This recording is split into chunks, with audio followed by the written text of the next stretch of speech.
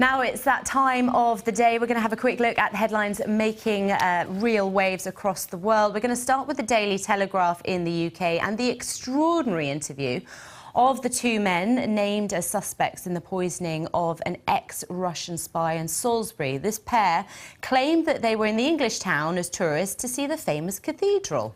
The British Prime Minister, Theresa May, has called the explanation an insult to the public's intelligence. In The Guardian, the Governor of the Bank of England has warned the impact of a no-deal Brexit could be as catastrophic as the 2008 financial crash.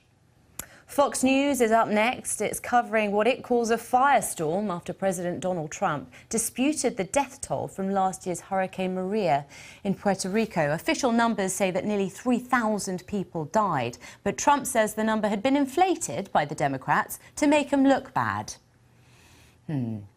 In Arab news, fully loaded Iranian oil tankers are floating off the coast of the UAE with nowhere to go, apparently, as the US energy sanctions plunge demand across the world. And staying with energy, the International Energy Agency says that the market faces a crucial test as exports are also falling in Venezuela. And finally, the Daily Mail online. Volkswagen VW has killed the love bug. The company has decided to end the production of the famous Beetle from next year. So, with me again is Geraint Anderson, former banker and author, best known for his book City Boy. Let's start with this extraordinary tale, an extraordinary interview, and the pictures on the front page of the Telegraph today. It's sort of a, you know, Morecambe and Wise skit crossed with The Bodyguard. I mean, it would be hilarious if someone hadn't died and someone else almost lost their life. Yeah, I mean, it's the most remarkable thing I've ever seen. I thought someone had slipped something in my coffee when I saw this. No, you and me both. I mean, it's actually difficult to try and work out what Putin's up to or what their superior's up to, because these two burly lads went over to see Salisbury. You can almost see them reading out the Wikipedia description. You know, it's wonderful, 123-metre spire, this tremendous clock, something called Old Sarum that even the locals don't know what it is. I mean, it's just... And then they went there, and because it was a bit slushy in the snow, which is something the Russians have never experienced before, oh, obviously. No. I mean, they never get a bit of snow, do they? That never happens over in Moscow. And also, just to sort of reiterate, that the Met Office forecast for that day suggests that there was no such snow. Yes, so they went there, and it wasn't a reconnaissance mission. That's the last thing it was. So they went there, went back to the hotel, and then went back, passed near the victim's house, and then quickly got on a flight back. So it was a two-day trip by these two big burly lads to see this wonderful cathedral and its tremendously good 123-metre spire.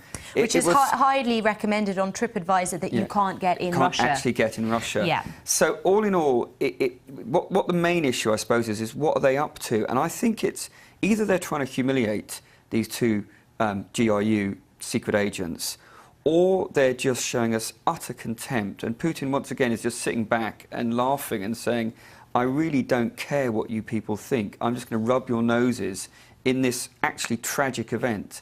No, I couldn't believe it. I thought I was on drugs when I saw that. Yeah, I mean, well, I hope you weren't. I wasn't. But, and you certainly were. I mean, front page of lots of papers today.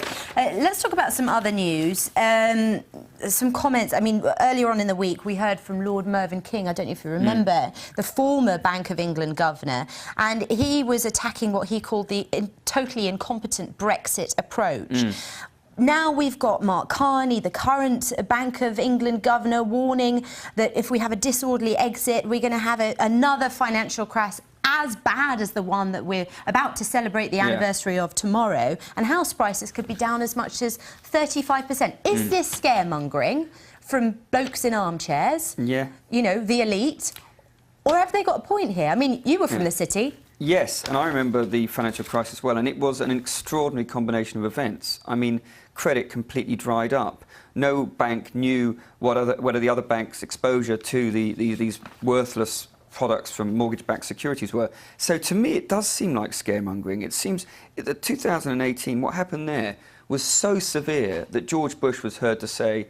Sorry, 2008, you mean? Sorry, 2008, yeah. It was so severe that George Bush was heard to say... this sucker could go down, related, you know, to the whole of the capitalist system. This is it's kind of a Europe-specific, but it's British-specific, particularly, event, that Brexit. And, I mean, to me, it does seem like it's very easy for the Brexiteers to say this is just yet another example of Project Fear. Having said that, they don't quite explain what Mark Carney's agenda is, why he is, is he just part of this kind of strange shadowy elite that have decided that they're anti-Brexit and they'll say anything they can to stop it. But it seems, and a 35% fall in property prices in 3 years, I know it's the worst case scenario, but it's such a preposterously large fall that it's beggars belief that something like that could happen. But, just to, I guess, put this in perhaps a little bit of context, it is the Bank of England's jobs to come up with these forecasts all the time.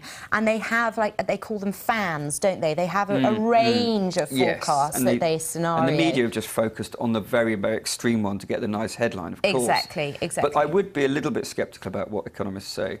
After 12 years in the city, I have to say that pretty much, I mean, you look at the financial crisis itself in 2008, I think you could put on one hand the number of these tremendously well-educated, highly qualified economists who predicted that. Likewise, the 1987 stock market crash, virtually no one predicted it. No. The only thing that I learnt in the city is that economists and financial projections, which was, by the way, what I was paid to do, are generally utter nonsense and not to be taken seriously.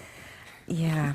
Well, I won't mention the economics degree I have then. Let's move on quickly. Sorry about that. And talk about what's going on in Fox News. And we've been talking about the storms. We've got Hurricane Florence. We've got this super typhoon that's about to hit on Saturday in the Philippines. And talking also about this Twitter storm, a storm of a different nature that has now engulfed Trump because of sort of denying the number of people that died in Puerto Rico. I mean, even for President Trump and his prolific Twitter habits, this has got to be a new low, surely. This is the most, I mean, a new low for surely the most preposterous, petulant, thin-skinned, brash, bragging buffoon ever to be in the White House. Well, there's your quote, Fox News. You heard it here. I mean, he's got this sort of paranoid idea that the Democrats are somehow inflating these figures. But what it's really a pure example of is him lying. And there is such a huge track record now of just telling whoppers continually. And, truth is the enemy of despots.